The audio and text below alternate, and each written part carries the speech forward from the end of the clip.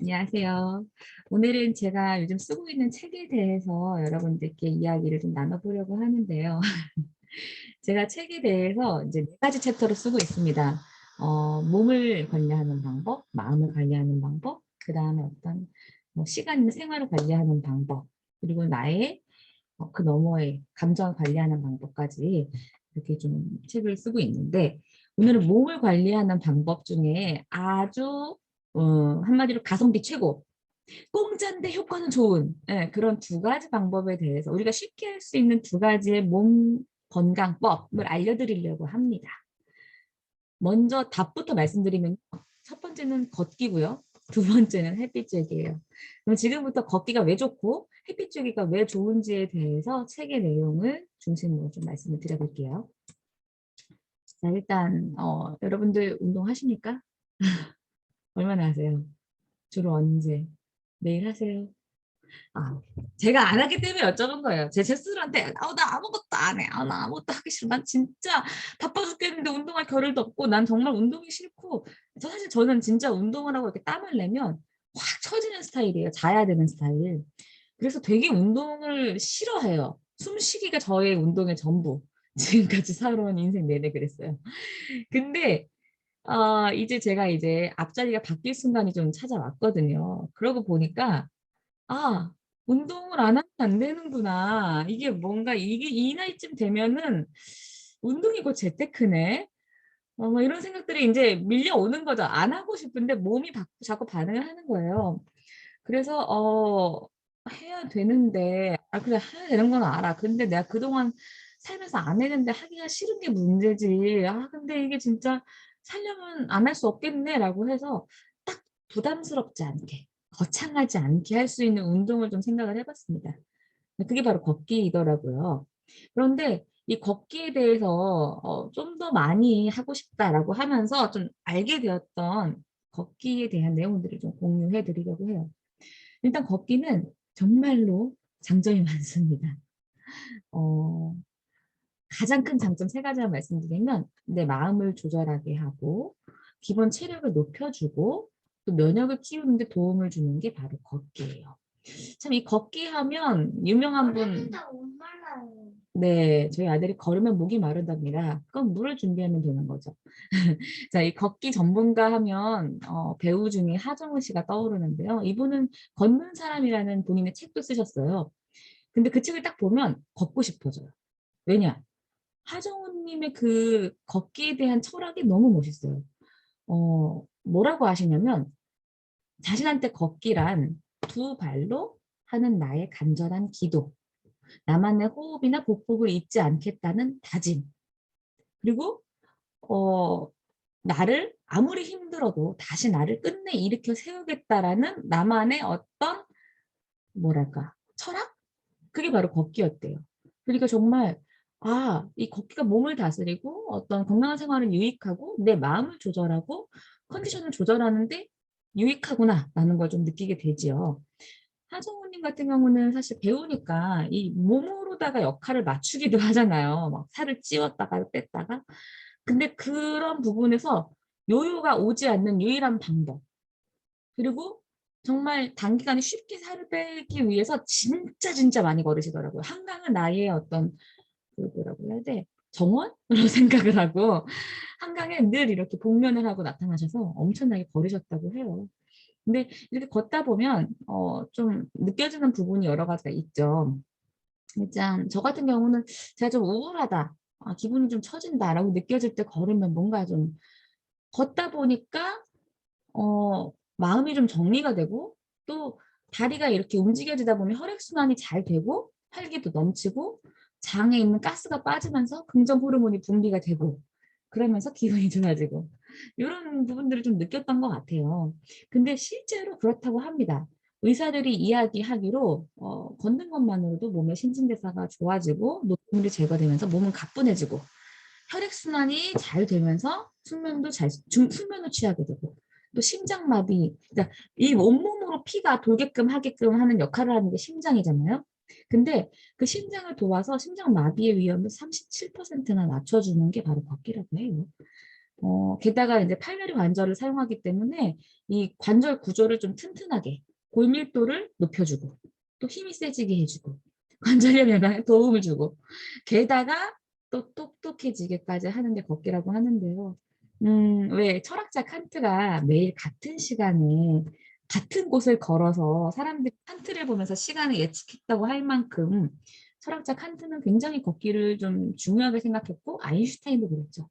그런데 그 이유가 있답니다. 이렇게 왜 아이들도 몸을 많이 쓰게 하는 아이들이 건강하고 똑똑하다고 하는데 이렇게 걷다 보면 뇌세포에 자극을 한대요. 그래서 치매 발병률이 40%나 낮아진답니다. 또 주의력도 높여주고 기억력도 높여주고 인지 기능의 향상을 시켜준다라는 연구 결과가 너무너무 많아요. 저처럼요. 네, 그러다 보니까 걸으면 온몸에 피가 가고 어떤 혈액과 산소가 공급이 되면서 영양소가 공급이 되면서 아이디어가 많이 떠오르는 게 걸어서 그렇구나. 근데 저도 이렇게 생각을 해보면 막 되게 머릿속이 복잡할 때 있잖아요. 혹은 막 뭐가 정리가 안 될 때. 그때 걷다 보면은 맞다 그랬지라고 떠오를 때가 있거든요. 마치 우리가 목욕을 할 때도 마찬가지인 것 같아요. 목욕을 할 때도 뜨거운 물을 이렇게 하다 보면은 피가 잘 돌면서 나의 뇌에 산소가 공급되고 영양소가 공급되면서 어떤 생각의 물꼬가 트이는 것처럼 마찬가지인 거예요. 걷는 게 그런 효과가 있답니다. 게다가 걷기는 또 미용에도 여성분들 미용에도 도움이 된다고 해요. 일단 음악 들으면서 걷거나 수다 떨면 스트레스도 풀리고 베타 엔돌핀의 분비로 기분도 좀 좋아지고 체중 조절, 몸매 관리, 요요가 절대 오지 않는 다이어트 방법이 걷기라고 하니까 일상 속에서 조금 더 걷기를 실천해 보시면 좋을 것 같아요. 그래서 정말 제 주변에 있는 독감분들은 만보기를 가지고 하루에 이만큼은 걸어야 된다라고 해서 걷는 분들도 계시고 저같이 좀 덜 독한 사람들 운동이 너무너무 싫은 사람들은 그냥 일상에서 일단 내가 좀 걸어보자. 그냥 엘리베이터 5층까지 타고 가는 거 이왕이면 걸어서 올라가자. 아이가 유치원을 등원해야 될 때 좀 일찍 나왔으면 그 주변에 뱅뱅뱅뱅 10분 동안 돌자. 친구를 만났을 때 커피숍에 가서 수다를 떨지 말고 기왕이면 친구를 끌고 커피를 테이크아웃해서 걸으면서 같이 조금 더 운동을 하자. 그러다 보면 이뻐지고 똑똑해지고 건강해진다. 네, 이렇게 얘기를 할 수 있을 것 같아요. 그리고 이제 책에 뭐 걷기를 좀 더 잘할 수 있는 걷기 정석 이런 부분들도 적고 있는데 이 부분은 나중에 공유드리도록 하겠습니다. 자, 그리고 햇빛 쬐기에 대해서 제가 약속을 드렸죠? 햇빛. 여러분들 햇빛 많이 쬐세요? 좀 많이 째요. 우리 아들이 계속 얘기를 하네요, 뒤에서. 자기는 많이 쬐다고. 네, 우리 둘째가 자기도 잊지 말라고. 서준아, 가서 영지 좀 데리고 와. 싫어. 네, 자, 계속, 잠시만요. 네, 이번에는 햇빛을 다시 말씀드리면요. 그 햇빛을 쬐는 것이 건강함과 연결된다라고 어떤 분들은 생각하실 수도 있고 어떤 분들은 뭐 그다지 그렇게 꼭 햇빛을 쬐야 돼? 라고 생각하실 수도 있으실 것 같아요. 근데 제가 이렇게 찾아봤던 연구 결과에 의하면 햇빛은 그냥 우리가 아는 빛 그 이상의 의미인 것 같아요. 일단은 정말 그 식물들이 광합성을 해서 빛을 먹고 산다고 하잖아요. 그리고 이렇게 과거에 이렇게 이렇게 빛에 대한 여러 가지를 생각해 보면 조상님들이 또 이렇게 햇빛 좋은 날 이불을 널었죠. 그게 그 이불 속에 있는 어떤 먼지나 여러 가지 것들을 다 살균해주는 효과가 있었기 때문이래요. 그리고 이제 건선이나 습진이 있을 때도 햇빛을 좀 쬐게 했다고 하고, 그리고 그 외에도 또 세상을 밝혀주고, 에너지를 공급해주고, 광합성한 그 식물을 동물을 먹고 동물이 또 동물을 먹고 이렇게 우리는 에너지가 공급 받아왔잖아요. 그래서 생각해 보면 빛은 알면 알수록 우리가 아는 그 이상의 의미인 것 같아요. 어, 자연이 주는 생명, 양식, 또 치유의 약이 바로 빛이 아닌가 싶은데 일단 의학적으로만 본다면 우리가 빛을 안 보면 어떤 현상이 벌어질까요? 또 빛을 받았을 때 어떤 현상이 일어날까요? 그러니까 흔히 가장 많이 아는 게 뭐 비타민 D 합성 이런 얘기 하시죠. 근데 이게 왜 중요하냐면 우리 아이들 키를 키우기 위해서 칼슘제를 먹이고 또 칼슘이 또 감정 조절에도 관여한다고 하고 또 나이 들면 칼슘이 빠져나가기 때문에 무조건 칼슘 흡수가 되게 중요한 부분인데 이 칼슘 흡수를 위해서는 비타민 D가 있어야지만 칼슘이 몸에 들어갈 수 있다고 해요. 그러니까 단순히 그냥 칼슘제만 먹는다고 해서 비타민 D가 부족하면 그게 몸 안으로 흡수가 안 되는 거예요. 소용이 없다는 얘기입니다. 그래서 비타민 D가 꼭 있어야 하고 게다가 혈압을 조금 낮추고 심장마비나 어떤 뇌졸중 위험도 낮춰주는 것 또한 비타민 D라고 해요. 그래서 그래? 그 영향이 그렇게 컸어? 라고 조금씩 느끼실 텐데 저는 정말 민감하게 와닿았던 게 뭐냐면 체내 면역력에 대한 연구였어요. 그러니까 최근에 어떤 현대인들 많은 질병 있잖아요. 면역기 질환, 뭐 이렇게 호흡기 질환, 그리고 또 뭐 있을까요? 암, 유방암, 이런 암의 발병률에 영향을 미치는 것 또한 빛을 얼마나 쬐는가. 그래서 비타민 D가 합성이 되고 그 빛이 얼마만큼 면역력을 높여주는가 아닌가에 따라서 달려있다고 합니다. 근데 참 이렇게 빛이 중요한데 우리는 사실 빛을 피하려는 노력은 하는데 빛을 더 쬐려는 노력은 사실 잘 안 하는 것 같아요.